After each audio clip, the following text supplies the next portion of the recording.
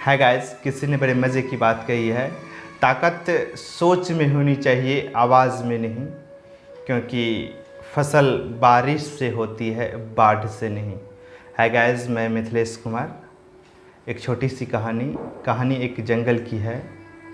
शाम होने वाली थी, आसमान में बादल छा चुके थे, आसमान में बिजलियाँ चमक रही थी और अचानक से बिजली गिरी, जंगल में आग लग गई। सारे जानवर जंगल से अपनी जान बचा के भाग रहे थे। उसी में से एक सुंदर सी हिरनी जो अपनी जान बचा के भाग रही थी। समस्या ये थी कि हिरनी प्रेग्नेंट थी। उसे ना सिर्फ अपनी जान की परवाह थी, बल्कि हिरनी जो बच्चा देने वाली थी, छोटे छोटे नन्हे बच्चे की भी जान की परवाह थी। हिरनी अपनी जान बचा के भागते भागते एक नदी के किनारे पहुंची और थोड़ी सी पानी पी और चैन का सांस ली। तब तक में उसे मालूम चला ऐसा कि पीछे से उनका कोई वार कर रहा है। तो उन्होंने तिरछी नज़रिया से पीछे की तरफ देखी तो उसे मालूम चला कि एक शिकारी अपने बंदूक में गोली भर रही थी। तो हिरनी के जीवन में समस्या बढ़ने लगी कि अब क्या किया जाए। तब तक में उसे एक सोच आई। उन्होंने सोची कि अब दूसरे तरफ भाग निकलना चाहिए। तब तक में उन्होंने जैसे ही अपना भागने का डायरेक्शन चेंज किया तो फिर उन्होंने देखा कि दूसरे तरफ एक खूंखार शेर खड़ा था। अब कुल मिला के उसके जीवन में समस्या बढ़ती जा रही थी। एक तरफ जंगल में आग लगी हुई थी, दूसरी तरफ नदी पार करके भाग पाना मुश्किल था, तीसरी तरफ शिकारी बंदूक में गोली भर रहे थे और चौथे तरफ एक खूंखार शेर। कुल मिला के उनके जीवन में समस्या बिल्कुल घेर चुकी थी चारों तरफ से उन्हें। फिर हिरनी ने सोची, अगर मुझे मरना ही है तो क्यों ना शान से मरे। उन्होंने शिकारी की तरफ आंख उठा के देखी और उनके तरफ आगे बढ़ी। फिर उन्होंने अपनी आंख बंद की और भगवान को याद करने लगे।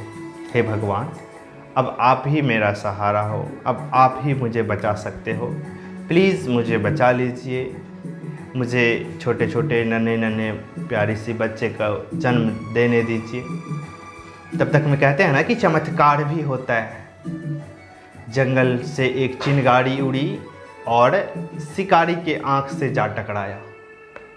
तब तक में शिकारी ने गोली तो फायर कर दी, लेकिन चिंगारी जो उनकी आंखों से टकराया, उनकी निशाना चूक गया।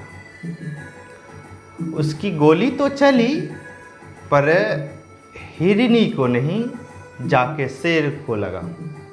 शेर जमीन पे गिर गए और शिकारी अपनी आंख को बचाते हुए भाग निकला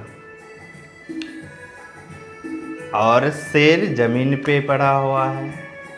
और मौसम अचानक से बदली, धीरे धीरे बारिश होने लगी, जंगल की आग भी बुझ गई। कुल मिला के अब उसके जीवन में सारे समस्याएं समाप्त हो चुकी थी।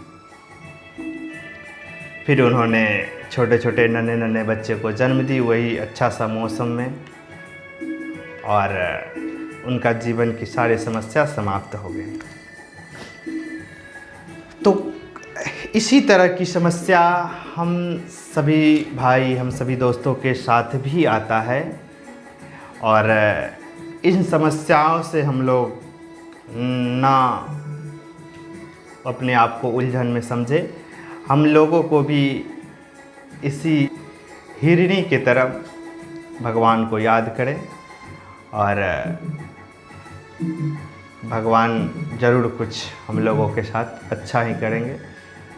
एक छोटी सी कहानी बहुत बड़ी सी बात सिखा जाती है कि हम भाइयों के साथ, हम दोस्तों के साथ भी इसी तरह हिरनी की तरह समस्या हमारे जीवन में भी आ जाते हैं, तो हम सभी अपने भगवान को याद करें, वो ज़रूर कुछ अच्छा करेंगे।